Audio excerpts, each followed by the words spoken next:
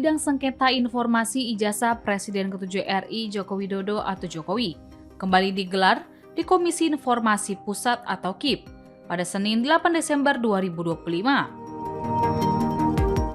Adapun sidang sengketa informasi terkait ijazah Jokowi ini merupakan sidang gugatan yang diajukan dari Leoni Lydia ke KPU RI, KPU DKI Jakarta, dan KPU Surakarta. Leoni Lydia yang termasuk dalam kelompok bongkar ijazah Jokowi atau Bon Jovi bersama dengan Lukas Luarso dan Herman.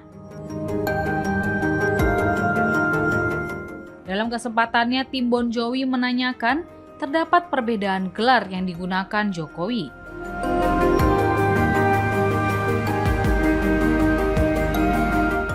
Diketahui saat menjabat sebagai wali kota Solo, periode tahun 2005 hingga 2012, Jokowi memakai gelar akademik doktorandus atau DRS.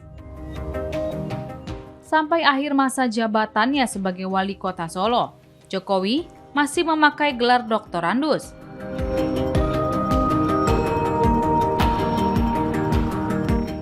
Namun gelar itu berubah menjadi insinyur atau IR ketika dia mencalonkan diri dan kemudian terpilih menjadi wali kota DKI Jakarta.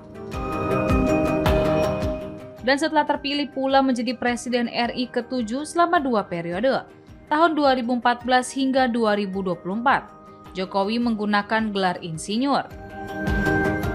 Melihat perubahan gelar Jokowi, membuat Bon Jovi mempertanyakan hal itu kepada KPU. KPU Solo juga. Ya, terakhir ya. KPU Solo ini tertutup, tidak mau terbuka. Ini saya mau tanya saja.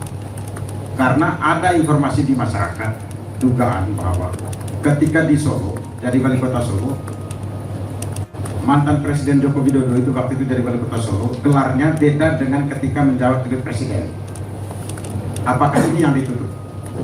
Nah, ini dugaan seperti ini kan terus ada. Kalau KPU Solo masih juga tertutup. Beda gelarnya ketika dia maju gubernur dan presiden dan ketika wali kota. Pencalonannya waktu itu beda gelarnya. Nah, ini nanti dijawab sekalian. Misalnya doktorandus dan insinyur. Itu aja. Makasih. Silakan mulai dari KPU. Tadi KPU RI mau dijawab, silakan Pak. Tes. Baik, terima kasih kuasa hukum pemohon. Jadi berulang-ulang kali kita sudah sampaikan bahwa hasil uji konsekuensi yang dilakukan oleh KPU menyatakan bahwa dengan memperhatikan pasal 17 huruf H angka 5 yang pada dasarnya ijazah itu adalah dikecualikan, dan kemudian pasal 18 ayat 2 yang memerintahkan pengecualian atas pengecualian tersebut, maka dokumen tersebut dibuka, namun hanya dapat diperlihatkan pada pemohon informasi. Ya, terima kasih. Ya, jadi sebentar. Nanti kami akan mengecek ya. Jadi waktu pemilihan sempat kami akan mengecek semua dokumen yang ada dikuasai oleh KPU RI, KPU DKI Jakarta, dan KPU Kota Surakarta. Ya. Kemudian yang kedua, tadi terkait prinsip kehati-hatian, tadi saya sudah sampaikan berulang kali bahwa kalau di Undang-Undang KIP itu hanya 2. Kalau terbuka, ya berikan akses.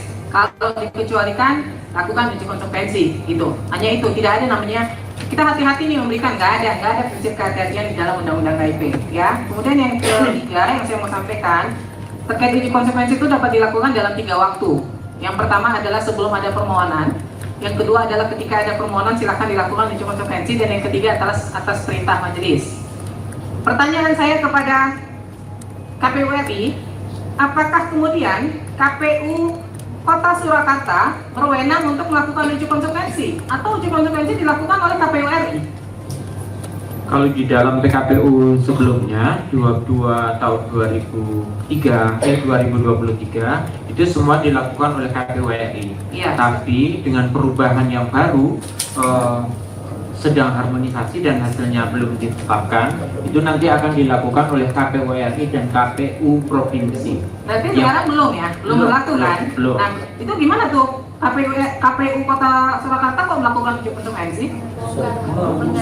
Mengusulkan. Berarti belum. Jadi Bukan gini loh. Sudah diusulkan? Sudah masuk ke KPU RI? sudah. Terus kemudian tahapannya bagaimana? Karena sampai saat ini sedang ada persidangan-persidangan, akhirnya belum kami lakukan uji konsekuensi terhadap hal tersebut.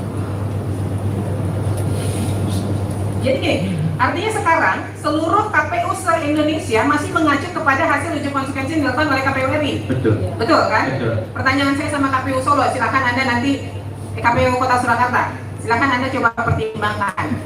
Ketika sekarang masih mengacu ke KPU RI menyatakan informasi yang dimohonkan di poin B terbuka, KPU DKI Jakarta menyatakan terbuka. Apa yang menjadi pertimbangan KPU Kota Surakarta menyatakan ini dikecualikan? Saya rasa KPU RI sebenarnya tidak perlu melakukan uji konsekuensi, orang dia nyatakan terbuka kok, ini kalau dilakukan uji konsekuensi blunder lagi. Itu loh, karena kan pusatnya di RI sudah menyatakan terbuka. Gimana tuh? Apa sih dasarnya dikecualikan, apa sih? Jadi kalau di Solo itu, satu, memang kita harus menyatakan bahwa ada prinsip kehati-hatian yang kita harus pertimbangkan. Satu, karena kita KPU di daerah. Ya, Yang kedua, seluruh informasi yang disampaikan itu mengandung informasi pribadi yang harus dilindungi. Nah kami, karena kewenangannya itu harus mengusulkan, ya itu yang kami coba. Pak,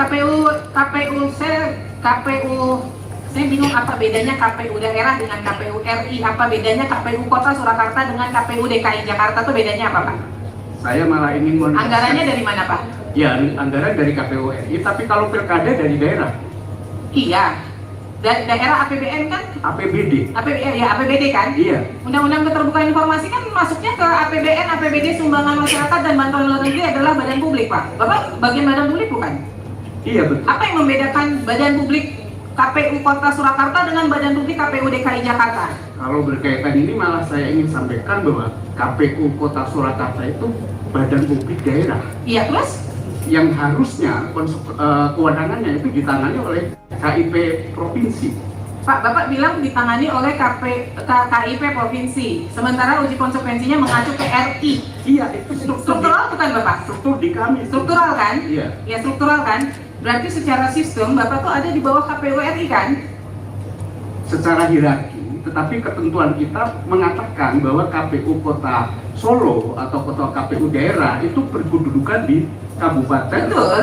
di kota. Betul. Terus maksud Bapak Komisi Informasi Pusat tidak punya kewenangan gitu? Ya, ini menegaskan aja bahwa sesuai dengan Perki 1 bahwa di situ disebutkan bahwa badan daerah ya itu ditangani oleh KPU provinsi. Pak, kalau Bapak badan publik provinsi, maka Bapak punya kewenangan untuk melakukan uji konsekuensi sendiri.